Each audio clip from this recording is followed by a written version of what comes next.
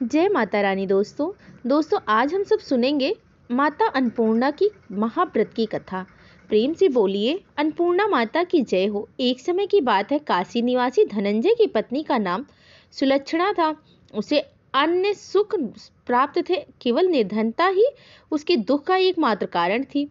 यह दुख उसे हर समय सताती रहती थी। एक दिन सुलक्षणा पति से बोली, स्वामी आप कुछ उद्यम करो, काम करो, इस प्रकार कब तक काम चलेगा। सुलक्षणा की बात धनंजय के मन में बैठ गई और वह उसी दिन विश्वनाथ शंकर जी को प्रसन्न करने के लिए बैठ गया और कहने लगा, देवाधिदेव विश्वेश्वर, मुझे पूजा पाठ कुछ नहीं आता है, केवल आपके भरोसे बैठा हूँ। इतनी विनती करके वह 2-3 दिन तक भूखा प्यासा बैठा रहा। यह देखकर भगवान शंकर ने उसके कान के अन्नपूर्णा अन्नपूर्णा अन्नपूर्णा इस प्रकार 3 बार कहा।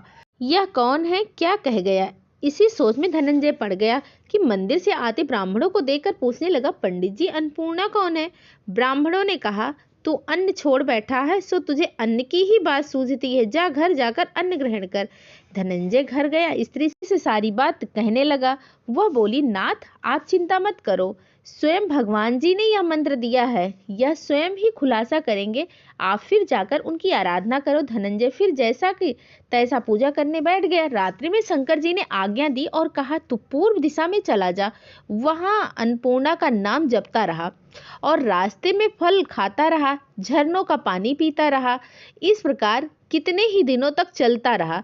वहां उसे चांदी सी चमकती वन की शोभा देखने में आई, सुंदर सरोवर देखने में आया। उसके किनारे कितने ही अप्सराएं झुंड बनाए बैठी हुई थी, एक कथा सुनती और सब मिलकर मां अन्नपूर्णा इस प्रकार बार बार कहती थी। यह अगहन मास की उजेली रात्रि थी और आज से ही व्रत का आरंभ हो रहा था। जिस शब्द की खोज करने वह निकला था वह उसे वहां सुनने को मिला। धनंजय ने उसके पास जाकर पूछा, हे देवियों, आप यह क्या कर रही हो। उन सब ने कहा, हम सब मां अन्नपूर्णा का व्रत कर रहे हैं। धनंजय ने पूछा, व्रत पूजा करने से क्या होता है, या किसी ने किया भी है, या इसे कब किया जाता है, कैसा व्रत है और कैसी विधि है, मुझे भी विस्तार पूर्वक बताइए। वह कहने लगी, इस व्रत को सब कोई कर सकते हैं। 21 दिन गांठ का सूत लेना चाहिए। 21 दिन यदि ना बने तो 1 दिन का उपवास करें, या भी ना बने तो केवल कथा सुनकर प्रसाद लें।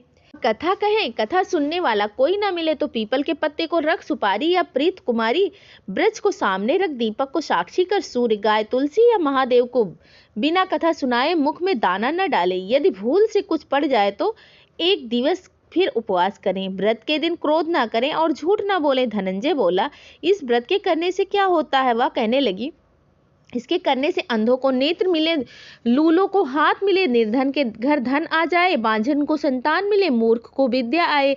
जो जिस कामना से व्रत करता है माँ उसकी सभी कामनाएं पूर्ण कर देती हैं। वह कहने लगा, बहनों मेरे पास भी धन नहीं है, विद्या नहीं है, कुछ भी नहीं है, मैं तो दुखिया ब्राह्मण हूँ, मुझे इस व्रत का सूत दोगी।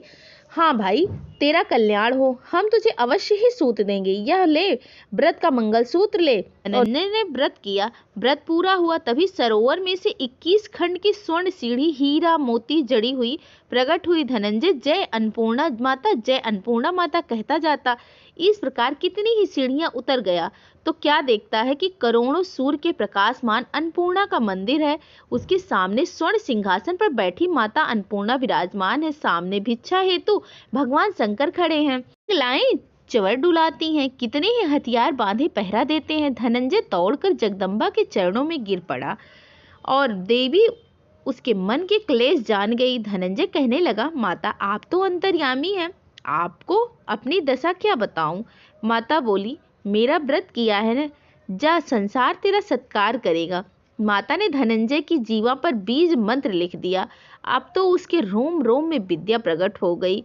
इतने में क्या देखता है कि वह काशी विश्वनाथ के मंदिर में खड़ा है।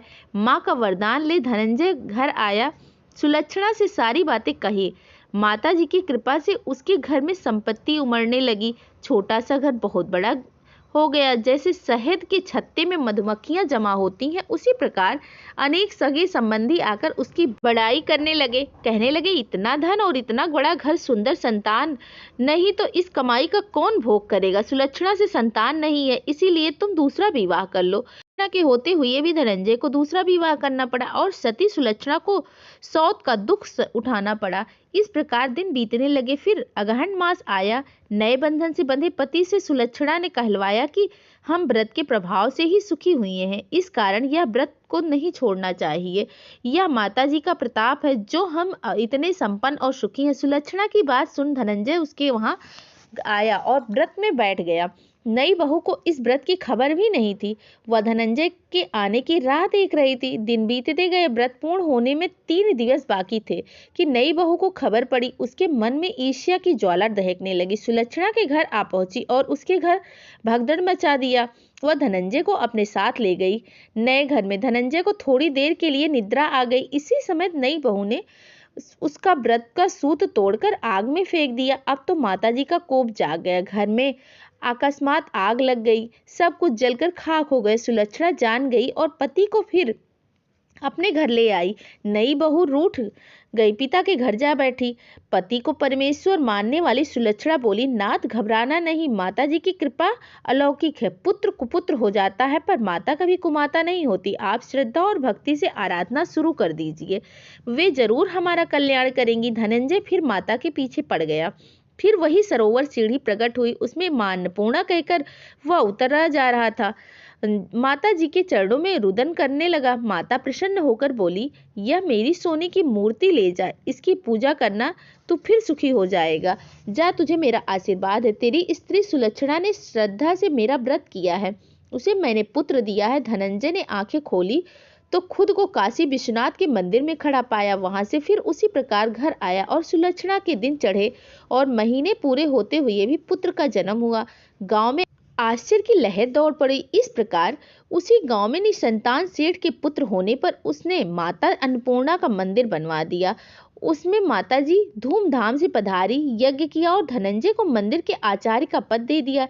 जीविका के लिए मंदिर की दक्षिणा और रहने के लिए बड़ा सुंदर सा भवन दिया। धनंजय स्त्री पुत्र सहित वहां रहने लगा। माताजी के चढ़ावे में भरपूर आमदनी होने लगी। उधर नई बहू के पिता के घर डाका पड़ गया, सब लूट कर ले गए। वह भीख मांग कर पेट भरने लगा। सुलक्षणा ने यह सुना तो उन्हें बुलावा भेजा, घर में रख लिया और उनके अन्य वस्त्र प्रबंध कर दिया। धनंजय, सुलक्षणा और उसका पुत्र माता जी की कृपा से आनंद से रहने लगे। हे अन्नपूर्णा माता, जैसी कृपा आपने धनंजय पर करी वैसी ही अपने सभी भक्तों पर अपनी कृपा दृष्टि बनाए रखना। सबके नियम और व्रत को पूर्ण करना, सबके घर में अन्न भंडार भरना। प्रेम से बोलिए, अन्नपूर्णा माता की जय हो, भगवान भोलेनाथ की जय हो। जय माता दी। जय श्री कृष्णा। राधे राधे। हर हर महादेव। ओम नमो भगवते वासुदेवाय नमः। जय श्रीमन नारायण। धन्यवाद।